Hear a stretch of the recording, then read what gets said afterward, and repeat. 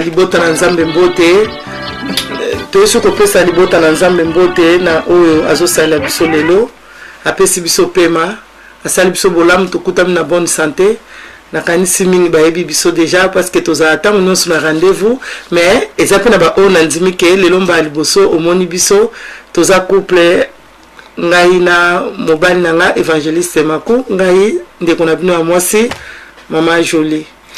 Shalom, shalom, shalom, peuple de Dieu, libota na nzambe, libota oto lingi mingi penza, bino bwana nga mususu, toza apo bino boza wana, yango moneza important na tango oyo, bosa so évangélisation moko, bolo ngela biso bandeko kolobete couple évangélique. Sekele libala kokangama na Yesu. Libala sekele libala sebi bateyo likambo ya libala selingi mikana na Bible pe bakomi likambo ya libala sekele ya libala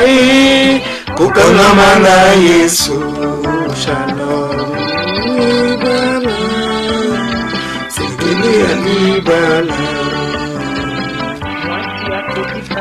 Amen, amen, amen. Amen, amen, amen. Ya solo Bible lobi ke mwasi akotika baboti na ye pe mobali akotika bakosangana bakokoma moto moko. Raison yango ovandi na ngambu wana pona tosola masolo na biso ya sekele ya libala. To kanga miso na biso pona kokumisa su nzambe.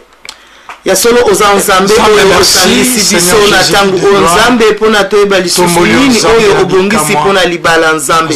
Seigneur sans yo tokokite elongo na yo yango toza na récite mokonzi na nkembo parce que nous a instructeur ya libala totiki tangu oyo na maboko na yo Saint-Esprit joie contrôle ya oyo nyonso eza au contrôle ya volonté na yo ezala nul et sans effet na tangu oyo nesika oyo pe nesika bandeko bakutami na kombo na Yesu. Amen. Amen. Ya solo touti koyemba sekele ya libala ezali kokangama na nzambe o azali Jova Shalom o apesa biso kimia Bible elobi na biso ke ba pasteur batei ba mikanda mokana na nzambe pe Biblia elobi yango sekele ya libala ezaka kokangama na nzambe. Amen. Amen. Oui, sekele ya libala ezaka attachement na nzambe po ete libala les institutions moko divine plus ancienne ya Bible et wute pa na nzambe. Amen. Alors, semaine passée, nous avons fait une grâce, tu l'as dit, natina ya faute ya nani. Oui, oui. Semaine passée, tu as dit faute ya nani. Tu as dit qu'on expliquer faute ya nini. Et ça, eloko oyo, et ça la marque soit na avance, avance ya temps, ya likambo ango tozali nango posa, ou bien te après temps, ya likambo oyo tozali nango posa. Donc, eloko et ça la mission na précipitation, mon eko salama. Par rapport au salama lo lenge to kanisela ki yango te yango to ba ke faute siko to ba ki faute yango e salama ke sika batu bazali et puis eloko moko bo ezali ko causer faute yango ezali ki bongo. Amen, c'est ça. Donc on va expliquer malamu kolobele ke faute ya nani ça veut dire que pas batu mi balé bazo vanda pour libala ezali kama batu mi balé. Eh ben alors batu mi balé oyo ezali makambo ko salaka puis makambo mususu e osama pe akata ba faute. Alors muto ko sala faute te ezaka moto yo asuna pe mati a bouger te comme de aussi na même vers glisser ça ne quoi ah pour le passer de déjà faute en total c'est batu que vous avez la possibilité pe que ya ko arranger que faute et ko sala maté pe faute et la faute so ko corriger pe ondimi yango amen to mo sai su batu ko lo ba te batu mususu asala faute ma corriger ye ma pesi explication hein pas joli oh non na yeba ki na ngeo za blanc qui ça veut dire que azako s'intervenir aloneza mabe. Amen. Ya on tobe ke faute ndengi papa utu ko expliquer wana dozelo komo esami soit et pas ya mwasi bien pas papa zolanda biso et causer problème wana siko ba faute wana ya ontozo boya e comme grave kati na ndako ba faute wana ontozo boya e comme grave kati na mabala pour ceux qui comprendre que eza faute ba expliquer yo ngo comprendre Bible elobi na biso kuna na de chronique et bi que ceux qui muta comprendre aye e pa inanga nzamba zoloba ceux qui muna de chronique c'est biso muta comprendre mabena ya aye pa inanga do so libota na comprendre mikitisi ngai nzambe na kolimbisa siko soki nzambe o akelinga na yo azo limbisa, pourquoi pas yo limbisa mutu o bozana sala ki faute. Amen. Pourquoi pas papa ou ya mwasi o limbisa moko na bino o biska faute et salamaki. Mais to lebite que to sala ba faute pour to limbisa naka non, mais et salamaka na portugais to ba 5 erreurs. Comme ça ko linga. Donc ça ko linga na yeba kite et salami. Mais ça ba faute mususu même kati na mabele zo salama oyeba ki yango. Osali yango alelelo mona libanda na bino ezangi réputation ya malamu na libanda omona lelo bana bazangi réputation ya malamu na libanda est-ce que bana wana basali faute basali mo faute to expliquer ka mukula bana bazaba coupable bakoma ko considérer bango ndengo wana libanda na bino et comme na niveau wana faute eza nani mais to baka eza trop tardé pour qu'on a chronique la biso ko comprendre so comprendre tout ça peut les sous faute ko za peut même côté finance même sous bon mo za gérer na moko na bino problème à couple mais ce que mutamwa soit ça qui faute bon on est se dindi déjà faute mais ce qui par exemple sur correction tout est on dimi et dire la sous faute était pour ça la sauter amen amen et puis ma faute musu ezo salama au mona couple bokabwani nazo souhaiter angote couple et kabwana mais faute mo bozo salama entre ngai entre côté à maman bien côté papa bozo ko privé bana ba mona partenaire moko bamona papa bien mona eza faute munene soki bokabwani bana na baza ba coupable ya séparation wana te mwana botamaka epa ya mutu moko te eza bosanganya batu mibale esali ke bana na babotama tango bino lelo bolingani lisusu te po bible batu mibale bakoki kotambola nzela mote soki boyokani te bino bocomprendre ke bino mibale bolingani te bokoki kotambola te mais bana o baza ba fruit ya libala wana bango basali faute moko te basali te faute outi pa na bino moko esali ke bolinga na lisusu te alors yo papa tika bana bazala na mama na bango yo pe mama tika pe bana bazala na papa na bango mutu azana tango akoki kozala na bapo baza bana ya bino mibale bana posa éducation ya papa baza pe na posa éducation ya mama donc to privé bana te tolobelaki faute wana po ezama mingi alors eza faute mo grave alors soki par exemple que oza ami makasi maya kolanda biso okuta ngona page na sukuna na Congo mo Kristo okomona ngo eza faute ya nani de problème ka mebele mais toza une possibilité de reprendre makambo nyonso lobaki semaine passée tolobela ngo apoto na posa ya ko avancer. OK lelo nzama sabiso grâce tozo lobela adultère et memaka kufa kati na libala donc ekobo ememaka liwa ekobo ememaka liwa kati na libala kati na bosangani même na ba fiançailles donc la bato basali engagement moko ya libala donc ekobo ememaka kufa siko ekobo ngo eza nini tant mutu musupa ko yazo sala ngo mais yazo ngo normal mais ekobo eza eloko oyo bosangani na mutu mususu o aza conjoint na yote abala yo o aza conjoint na yote soit fiancé na yote oyo azo ko proposer yo na mariage kopesa nzoto na mobali mususu ya libanda na mwasi mususu osangani na ye or ya mobali na yo bien or ya mwasi na yo donc libanda ya mwasi na yo bien libanda ya mobali na yo ya mwa to bengi ekobo to bengi adultère donc mutu o atiki mwasi na ye quelque part na ndako atiki pe mobali na ye abimi akei ko bima na mutu mususu donc eza tromperie eza lokuta oyo ezoko mema kufa kati na libala yangwana to lobela nza basali grâce lelo pona ko lobela adultère c'est ça eza vraiment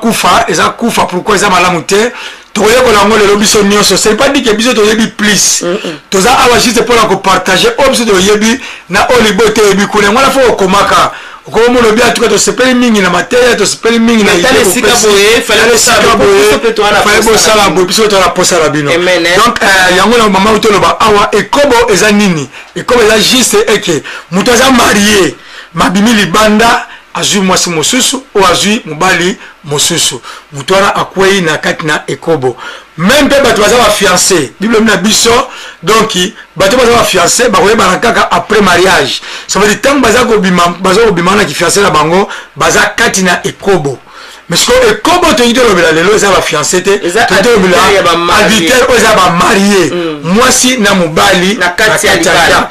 mais ce que mwasi asalaka ne babenga ba nzonzinga na libanda wana ya mwasi bien papa moko na bino aosala na nzonzinga na libanda yango tongito lobela lelo amen siko to kotanga mukana na nzambe évangéliste na mukana na 2 Samuel 11 3 à 4 pardon papa. OK mukana na 2 Samuel chapitre 11 verset 3 à 4 David fit demander qui était cette femme. Donc ya tobi a ekobo eza ekobo muso tobi ndeti tobaki avant wana ke lisumu eza be ekobo mususu oyo mutu maza conscient ya maman na ngai Clarisse donc tozo le comme ekobo mutu vraiment o aza conscient ya Clarisse donc ozo sala ekobo awa David wabike atunaki omoni évangile atuni a formation atuni wana aza mwasi ya nani ba continue na o papa. Oui, il fit demander qui est cette femme. Il lui dit, ce n'est pas Bathsheba, fille Eliam, femme de Uri. Donc, Haïtien. Atuni wana mwasi ya nani? Ba yebisema ke eza yete ke mwana yentel pe aza mwasi ya Uri. Azui une information complète. Azui information. Femme mariée. Donc azo comprendre que donc mwasi o ngana tali o ngana tuni aza marié. Il fallait asuka wana. C'est ça. Omoni yamwana sikoyo ndeko na biso pichu mwanza yembi deuxième regard eza mabe makasi donc yamwana foko boya ka batamorwa oke wapyo epaite mozo kende batuni oke epaite oke sala nini ona ebite mais soki bongo vanda na ndako c'est ça et si zo kende oyebite quand peut zo kende ko sala ezate vanda na ndako le monde est bien en dire monsieur Baluki pose la question enquête parce que ah David ne bande pas moko azala ki likolo ya terrasse oui mais tamor moko azoko tala ayebine pete azotala nini asepeli kaka tala na ye yangwana eza bien te na mwana nzambe que vai na yo na tamo bo anazanga likama osate na ketambola na nka na ville non likama osala ta ono eza bible eza likamune na kosala dozwi bible nozotanga kaka bible te kofunga yo pe ba chaîne muso ozolanda ozokolisa même sagesse no intelligence na yo mais obimino ka ozokende wapi na yebite likama oyo ekutamaki epa ya David po azaki roi c'est kaza mambo belé à kosala ya peuple mais abimi azo mon peuple o eza nango mabete mais faut o s'éduquer misu na yo na pensée na yo to continuer na biso papa. Oui aba ba yebisi malam verset 4 il envoya des gens pour la chercher ba yebisi mais a continuer papa loba na yo atindi batu baluka mwana mwasi wana mwana mwasi ba yebisi ke kaza marié suko kotinda baluka mwana mwasi aza marié pona nini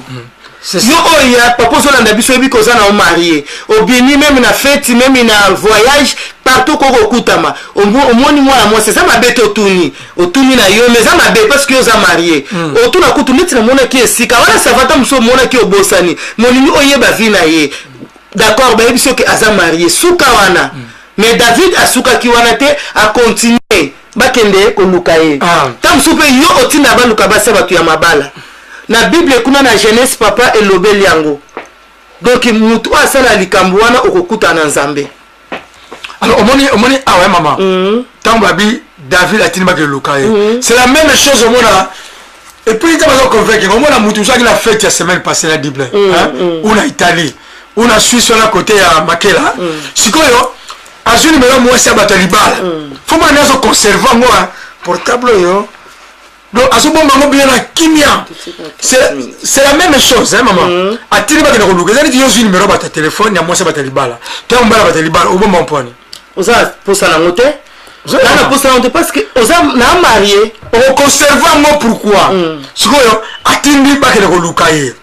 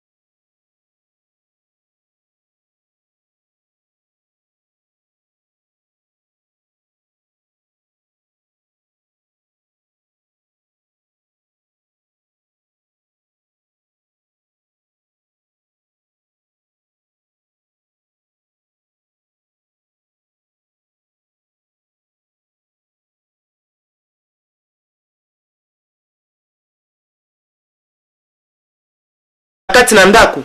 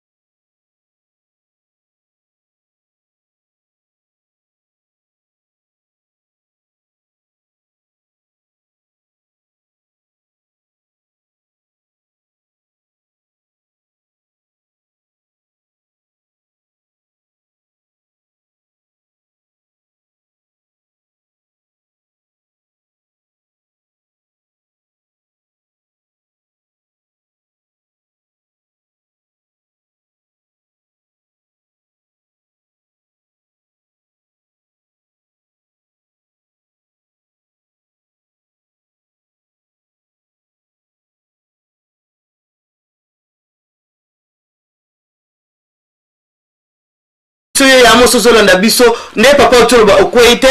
okoya ndeni soki yo bongami obombi numéro wana conjoint na yo amona yango te obombi même adresse oboyokanaki conjoint na yo amona yango te o se préparer olati babilamba okoyo ko attirer mutu obozana ina rendez-vous après ozolobake okweyaki okweyaki te osali kamwana na volonté na yo c'est ça dozoluka kufa ozo précipiter kufa même nzamba bike mutu so ko kufa mais ozo précipiter kufa kati na libala ezaka te kufa to kunda mutu to monike to kundi ba kufa ya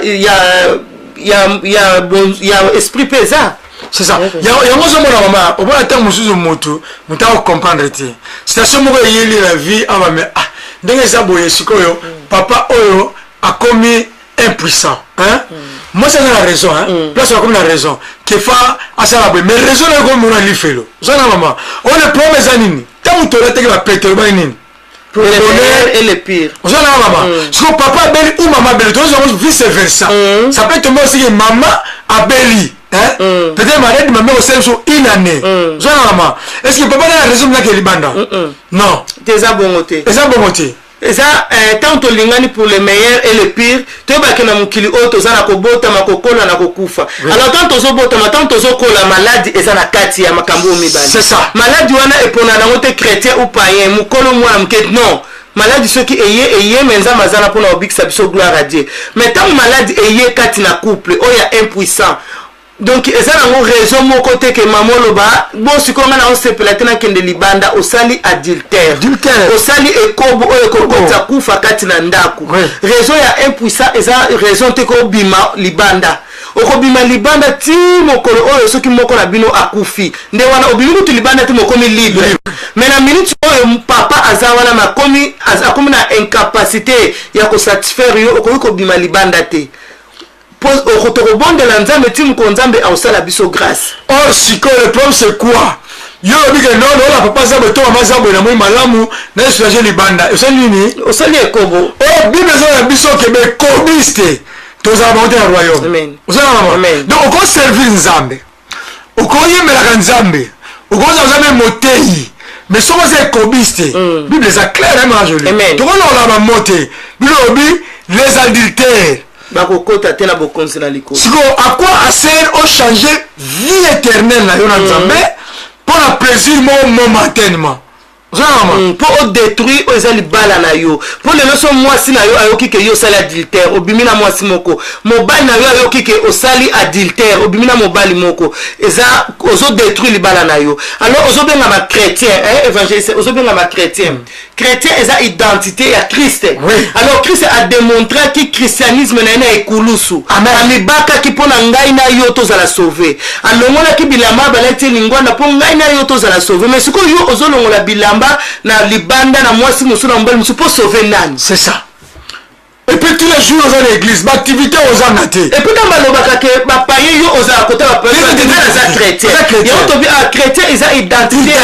ya Christ. O Christ o mikabaki na ikulusu. Pona ngai na yo siko yo mikabaka na balabala pona bénéfice ya nani. Yesu mikabaki pona bénéfice ya ngai na yo. Siko yo mikabako longoli bilamba otikali nini boso ya mwasi ya bato mobali ya bato biente o bakenga zo na ngaba se bato te me bana na mike yo zwaka.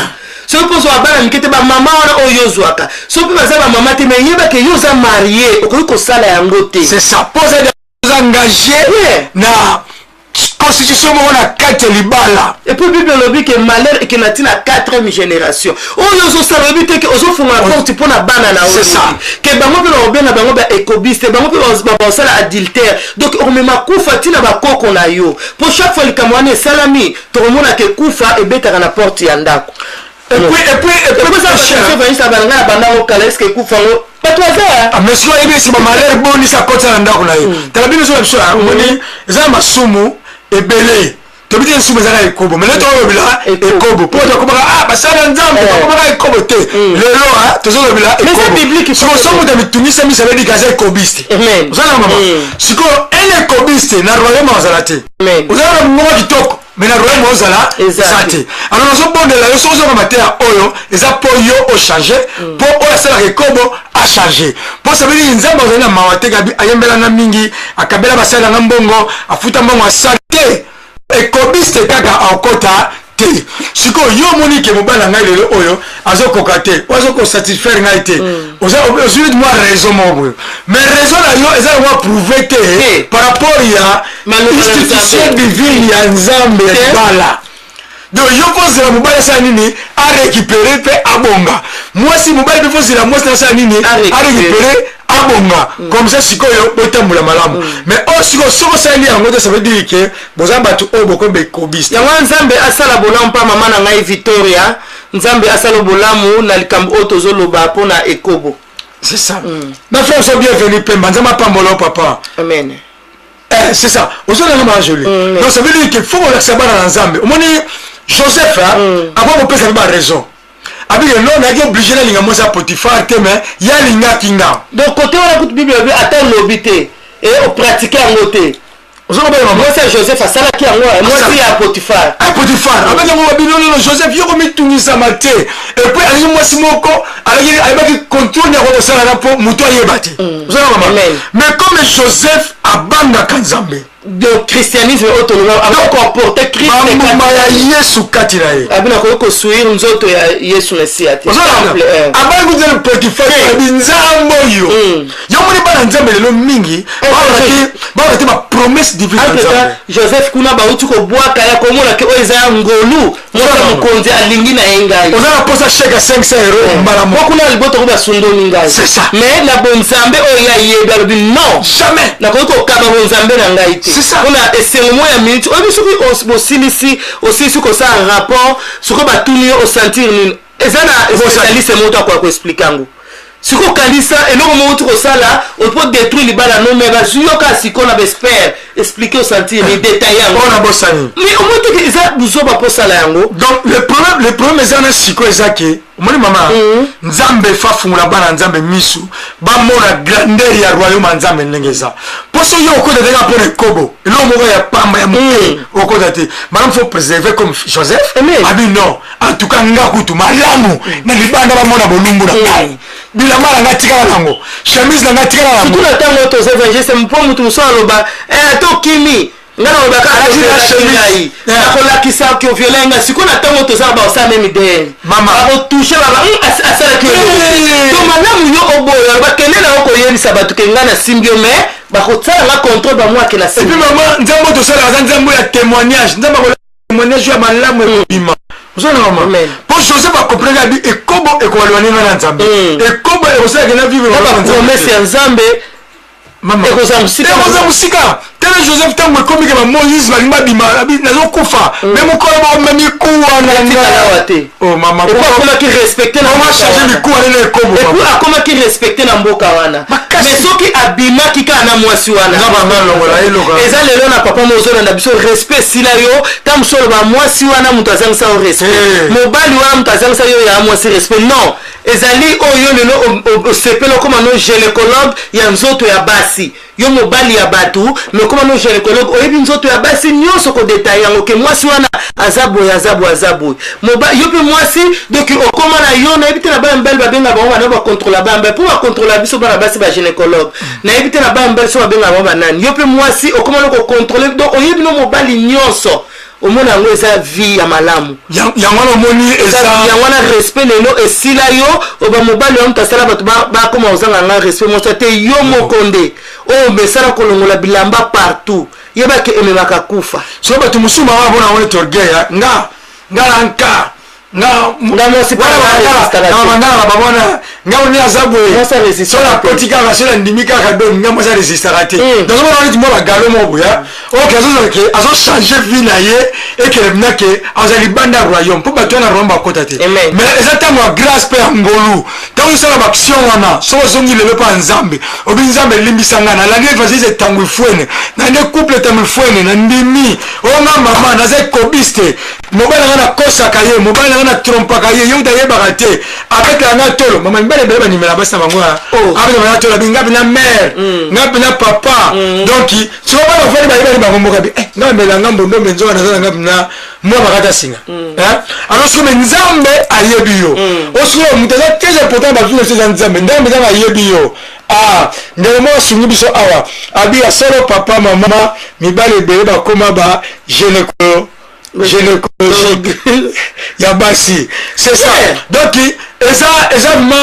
ma bé pas mon soeur expliquer une sorte à moi si au yebi to bini aussi ça doctorat donc basi wana nyonso nous comprendre déjà comment dire le coup moi donc je me dis ba on va les akaboyer côté mo ba benga so ba mbebo nous ba je comprendre est-ce que autant ce que tu as fait, donc il va se faire mieux sur la balle en détail. Tu vois, moi si à résister à côté. Mais ça m'a salon ngolo, ça m'a salon ngolo. Parce que tu as libanda lola. Pour la lola, mais comme c'est pas côté. Na lola c'est pas au lesake. Bateau à tomber la balle. Mais on a la possibilité de changer finalement le lot. Même maman, ce que vous avez monté de konaka, vous avez mis libanda. Yo vous avez pas de biote mais nzambe. Aïe bino au côté. Na musa pas au kenara. Kema na mindele. On a déjà le manager comme ça le manager. Donnez ma terre l'église de Sabatunga, non, manager Robenga, vous demandez de monsieur Maman Salam, ça est sûr. Donc ça veut dire que relation wana, faut qu'à biloko wana. Maman, autant si je reçois, merci pour la lisungi. Et ça, vraiment, madame, te bible lobi na biso que mi balé mi sa tu vas sangani en esprit, nous avons baza katina bi. Amen. Ce que nous avons la question, tu as mi balé mi sa tu moko na biso aza ekobiste. Ça la biso prière la pamba. Moi, tu écoutes à peine intercession, maman mon pas routine que ça adultère, papa mon pas routine. Ye wana simbi pe bible to nexa tango benesima suka na mweza kani basana nzama bazaba bango na buyeza te yoni mutu ozoya na blocage ya loboko na nzambe na milia bana na comment monsieur abenga basana nzamba poto mutu bango bazala on dirait mutu ke na ya Afrique bazaya poto bazali OK siko moko na biso basana nzambe ya poto OK siko moko osanga na biso na kati la prière au porter c'est moi c'est moko étrangère na kati ya bosangani wa bana nzambe siko loboko na nzambe monti samandeni basala nzamba poto fait étranger yo zo siko basala nzambe ba délivrer mais ça mona yo mona comment bisika to sala ni fait étranger za wana et puis moi la belle sous parler papa maman kamba biso hein yango mibatela mama mibatela papa ko nga toza gynécologue mais yebeke na lola be kobiste bakota te okoza raison visiblement que mbala ngani za baza limité za boy tout non problème za bobo na nzambe nzambe osala bino grâce et puis yango to sambelaka yaba na ba sujet na yo so biko pesa biso bona bolongo na église banda ko la nzamba ko restaurer to mona bato ya ba problème ba difficulté mais nzamba sala bango grâce lelo ba koma malamu mais ko yo mona ko lobi anenge za boye na mo France mbali libanda na mo France mo si libanda mais bible za clair nzamba o changer na été pour yo fite mbongo sal nzamba o changer te pour yo ba sala nzambe même o sombe ba sala nzambe ticket o akenda Afrique na mbongo na ngai mais abika be kobiste basanité ba okota te ya wana papa na ngai Konde nzambe aolo bana biso pona tina ya ekobo donc eza malamu tobi c'est tout na biso ba mama évangéliste na biso ba mama yo mama ozo sala ekobo ke olongoli bilamba biso mobile moko a connaître nzoto na yo azala posa ko bala ote non jamais so comprendre ka zuyo na ndaku ya mutu ouais oza posa mo donc so ki pe ya zuyo a na ndaku na ye makantine ko zake un jour yo pe ba kozwa yo exactement ndengwana siko soki azui yo a na ndaku na ye yeba ke ako respecter to ndem bana wana ke ko respecter yo pona nini po yo olongola ke bilamba entre to zaki na engagement no zaki marié yo pe papa oyo ozo sala likambo wana na yebite na bino ba papa mais na biso ba mama ya mo siso sala likambo yeba ke mobali wana ako respecter ti suka na ngo mona komi ko bimana bana na yo ya basi siko tala yango tote akimi koleleki faute ya nani ke oke ko linga papa moko boye akomi lelo ko sakanela bana na yo au moins te ke ofongoli porte mo bo to bike malheur ke nati na 4e génération voilà on déjà sous tête à gérer donc papa mo boye oyo olongola ke bilamba entre to zaki marié ale opomi li bana no ya zuyo akomi siko ko sakanela bana no po nyo zo sakanela bana no basi po amoni yo déjà no ta valeur te ozali na ndako ba ya zosakanela o sikoyo azwi bana no osani yango moni bamama mingi bagardaka secret wana ayebi na ye ye azosouffrir na kati ya azomona ke papa oyo azobima na mwana mais tellement réputation se beba na libanda mamuna supporter yango moni bana mosusu babima na ndako na kanda bomona mwana wana impoli ye mpe azogarde pasi mobo na moto yaposo so na lobi yango na osambo na balabala mama moto ayebi fala kotelanga yango yango si soko osalaki yango na de chronique kuna papa tanga biso na de chronique bila tanga na portugais oui. Il Simeon pauvre qui se chama pelo meu nome se humilhar e orar buscar a minha face e se converter dos seus maus caminhos un temps eu ouvirei ngai nakoyoka bango dos seus a partir da likolo e perdoarei os seus pecados. Pe nakolimbisa masumu na bango E sararei da terra. Pe nakobikisa sante na bango. Donc ntango osalaka yango ya mwasi papa ozolanda biso esika okutami loba ke nayoki loba nzambe abi donc comme nayoki na comprendre na mikitisi donc nzambe akolimbisa nga ntango alimbisi na bana wana ofungole bango porte lobi mpo malheur moko evisite bango. Et puis bakawaleke na mingi mama mageza teme na sota lelo omona basie partenaire mosusu donc omona mwasi azali awa abengaki partenaire ya Congo libala to mobali bazanda libala abenga se partenaire à Congo allez papa kele ba mama na biso kuna okele kozwa 50 dollars pour tenir mbongo lobi yaza ndawa libala ala poto babenga se partenaire akaza mo panani pa bokilo uzana mama je sikoyo partenaire wana azoba disait que yoza marié uzana mama mais mama na yozo permettre ngama kangu nazwa mbongo kuna est-ce que mwana ko respecter yo ata mukolo moko est-ce que mama na yo alors oui ba cause monsieur la komona partenaire bimina mwana abimina nani na bokilo pour bokilo ya déjà à ce partenaire que bokilo vont permettre jamais ça bali ko permettre makambo azowuta awa na tuchaka na France kota damba uzomba no awuti na France kota damba azowuta zoke alona zokene kote kuna memela mama na biloko yoboye makango uzalanga mama bimina bige makango mwana na osala nini azoelanga biloko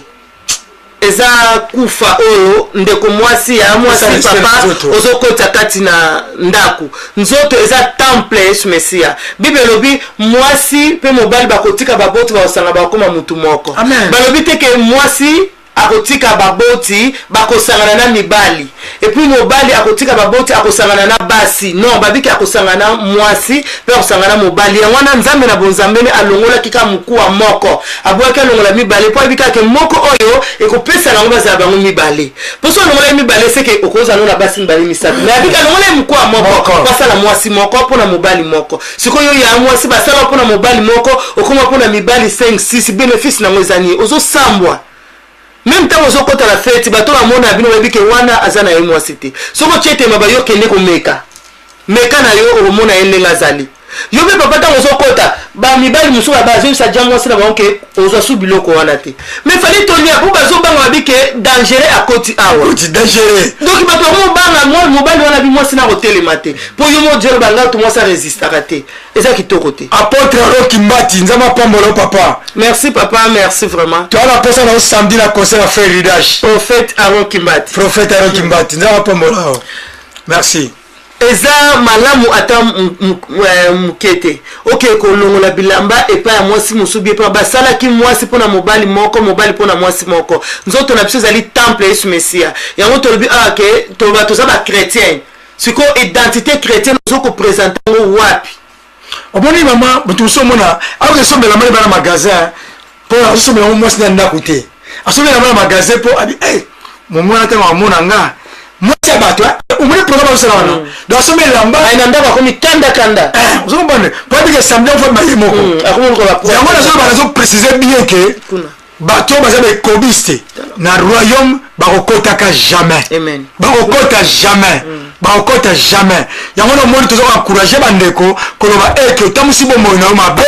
otamu yome mamo tamusi bomo na mabe kozo ibala batu kozo basa batu mais on a la possibilité toti kotanga awa na mokana de na de chronique makamuni nzamba lobi soko zonge pa nzambe nzamba ko pardonner yo mais soko konya na comportement oyo même oyembe la kanzambe même oza motei même oza motozo intercesseur tant ozo prier ozo parler en langue mais bilo bilo mso be kobiste okotate royaume za bangote surtout na basani na nzambe eza ndeto zo baboye eza bandeko bazo bango basani na nzambe non tozo ko kuli mutu te basani na nzambe pe baza mosali ozo na biso serviteur de Dieu ozo sali kambu oyeba ke ozo ko détruire libota na nzambe alors Bible lobi ke nzamba ko banda liboso na bino obozo yela biso boza ba ange o nzambe atia mosala nzambe ozo sali kambu o papa na ngai na bolingo nzambe vematika donc tanga makomi na de chronique wana tika nzambe akosala bolamu omona ke faveur o nzambe atia likolo na yo ozo ko limiter yango yo moko ka pona muke oyo Sali ozomona déjà que donc et comme Dieu belete comme c'est bandeli ya grâce on nzamba tchepa na yo Bible lobi suka eleke bandeli suko papa na ngami serviteur de Dieu ozoteka bonzambe pona kolanda basi na libanda Bible lobi même osali osangani na mutu angote na mbetu mais tellement okanisi kala likamwana donc mutalati bilama me yo o déshabillé déjà na makanisi na yo que yé ma fois la boise abdo on to bi que yo papa o comme no gynécologue ya basi yo serviteur de Dieu o comme no gynécologue ya basi en tout cas ça malamte tozo kota ba serviteur de Dieu te posa ba ndeko bazo ba bo bango ba serviteur de Dieu te biso nyosu toza na ba serviteur de Dieu tozo ba po biso nyosu to sungama. Amen. Amen. Prophète du royaume Arokimbati, nous avons pas mal parlé de ce message-là. Merci, encouragement, message encouragement. C'est ça. Il y a des en tout cas, c'est important, surtout dans cette église ensemble. Au moins, même les mamans, église, tout ça, l'église locale. Hein? L'église locale, le mingi, ils ont reconnaître l'échec, ils ont reconnaître le manque de puissance divine ensemble. Pourquoi? Ça veut dire que abondance et péché. Amen. Au moins l'Ancien Testament, il y a que Moutaouto ça les coba, il y a belle fumane à Zindi. Vous avez compris? Mais le comme maman, papa on tient bébé, il a la simanda quoi boy. Pendant qu'il vient, comme maintenant moi ça bat. Ah oui tu vas comme maintenant on va la battre. Vous avez maman. Mais or le l'autre c'est le temps où il y a grâce. Mais faut dire que le temps où il y a grâce et vous avez temps limité. Et là nous colomoko temps où il y a consila. Et ça au caché pesa mili biso lelo. Ya obi le bien so so ba nzambe lelo ko tika sali pour la lobité. Obi ko se kobiste. Tellement le bête ngai banda lelo en tout cas la tiki yango. Vous avez numéro de téléphone au bomba tout le temps. Bobenga naka, bosolaka. Otina ba mongo na ba western ko kaba. Yake ne gisasa. Yango ba ba sa ndema to bala ko ba jana ba sa ba moté. On va pas que les France pour 2 semaines. Comment ils ont marié? On va pour 2 semaines au proposer de maman que toquer bon ça 3 jours zonga. Eh bien. Donc il y a des gens qui ne muso ko sa nini akolanda. Ba place ya dese ba joie qui ba zeba hotel eza mala muté. Tam supona musala o gérer musala na yo lelo komi ko sala adultère ko kabanzo to na ba manager. Bénéfice nango ezani. Très dangereux. Même aux musala nzambe ou pas bénéfice nango ezani o kabanzo to na ba manager. Pour musala est-ce que nzambe ya faveur ta ko fond lo porte ya musala plus que on wana yo ozokanisa. Nzambe ya malamu. Tozo lobela biso nyonso basala nzambe évangéliste eza pe na base basala nzambe souffrance eza donc azo supporter azo garder passe wala pour ko battre la ministère ya papa pour dire que papa vraiment dangereux mais na souhaité yango te que et continuer ce qui diable a visité qui pouvoir makila na yesu ezali kolo ya force wana diable donc esala masute na kombo na yesu papa aron pesela biso mama tete mbote donc nzambe asala bolamu na biso o tozwi temps ya koyoka maloba ona nzela ya kongo mo Kristo en tout cas to se décider et madame Sudar le suite chaque lundi à partir ya 20h30 qui 21h30 et ngai moko evangeliste makuna passera toujours à 19h à 20h donc matin lelo eza matin ateke non toye ko viser mutu toyele ko pesa message oya nzambe papa makuna toye pesa message oya Samuel 26 pour na ko sukisa na 2 Samuel chapitre 11 verset 26 yango tene cela qui a été et comme ekotisi kufa amen bilo bete la femme de Uri appris que son mari était mort, elle plaira son mari. Maman, pourquoi moi je suis là qui? C'est quoi il y a un aboy hypocrisie? Parce que moi si autant ma sala qui likambu oyo abombela ki mobali na oui ba sala ekutu manière nyonso po Uri azwa zemi wana donc akanza ke mwana na kobota mazamu wana yi bazo tindika ekutu mwana ba kuiti azola na porte azokota te poso ke akota ka ninga ka sala moi si moi sala ngala ite zemi wana David na la suite zali na maman moi ba deuxième matatuni akota ta wa bon mais si kota musango eyaki ana 26 ningo lobi ba ebisi moi oyo ke mobali na yo akufi Bible lobi ke moi si ona lela kite ya moi si tant aux sangwana que mobile na yo akufi mobile no lela comme impuissant parce que liwana tozolo be koza akate ko toke ko kundaye mais tant musu impuissant sur le côté na yo muto côté siango parce que aux semas mo étranger tant osanga na mobile no na ndaku elati siko lelo mobile na comme impuissant yo zo lelo to ke luka ba docteur te ozo kosa parce que yebi que yo za source nango yo pe papa lelo fragilité côté pa ya mama yo ndi mutu omemaki yango so moi so babi awalela ka olela ni babi aleli kutu mingi mais c'est que mobile no akufi mo te faut se faire parce que on a l'aise pour le besoin d'un bang aux usines aux zones là on a été mais ce qu'on monte on a bang la relation avant 23h30 siko akufi écoutez siko akufi akoyati yusuko zo lelanine omona yango nzambe yango bible boy hypocrite hypocrisie za mabe hypocrisie mabe siko moi so yo quelque part bible obike David azotuna est-ce qu'elle a ndo to la vérité banga sopele bera banga sopela ya so babera ndio banda kupesa so ya ngwana omoni keza mawa parce que bana wana basa bango ba coupable te lelo na banda ko eza na bana osoki mama azala kitayoki kake ta mama funga pota kota tuli bongo mwana za po babimi na papa do mama siliki obimina epona nini do bana na baze bele na bandako aza papa na yabi manete po no te na faina za zo banga ke mwa dene salama siko ozo banga nini soki lelo papa abiki ona za posala mema bano ata kutu azaki akolala lebo o nayipi mema ete nayipi mema comme ça bango nusu batala bango kaka mais siko yo boya kapona nini soko yoki papa bimina mwana na osiliki pona nini c'est que bana wana baze belé na on va jeka na mwana kini olinga kotika yete même aza na classe on okene pozo bana ke soka ko bela mso papa okene hôpital papa photo zo makilano totala makambo ko yebana okobeza wana c'était yo makilano longi na kana longi tumegomba hôpital na kana zake longi tumegomba hôpital te makilano bisaka semu bakoko na bino baba ndokia wala ko baraza indokine ko bako ko na kiba ndo so pisima makilano mabe mto za voisin yo esimba te poso te orevese yango na zelo ba mama po ili alinga ko zwa bana wana alinga zwa mwana soki akonda kata oui mais siko yango to bike kufa ekobo mema kufa suka na ngote makota ki na ndaku te omoni te ayiko kufa yango wana eza na temps zo bengo ta ya grâce amen oyoki mateya oyo popesa bomono epai na nzambe